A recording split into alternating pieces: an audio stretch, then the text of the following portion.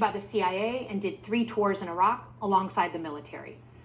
In between, I worked at the White House under President Bush and President Obama, 2 very different leaders who both believed that America is exceptional. You can find that same sense of patriotism here in Wyandotte, Michigan, where I'm speaking from tonight. It's a working class town just south of Detroit. President Trump and I both won here in November. It might not seem like it, but plenty of places like this still exist across the United States.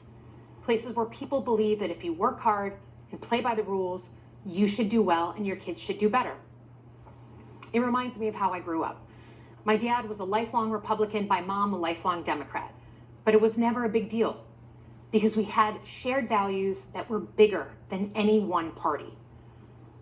We just went through another fraught election season. Americans made it clear that prices are too high and that the government needs to be more responsive to their needs. America wants change, but there's a responsible way to make change and a reckless way. And we can make that change without forgetting who we are as a country and as a democracy. So that's what I'm going to lay out tonight. Because whether you're from Wyandotte or Wichita, most Americans share 3 core beliefs: that the middle class is the engine of our country, that strong national security protects us from harm, and that our democracy, no matter how messy, is unparalleled and worth fighting for. Let's start with the economy. Michigan literally invented the middle class, the revolutionary idea that you could work at an auto plant and afford the car you were building. That's the American dream. And in order to expand and protect the middle class, we have to do a few basic things.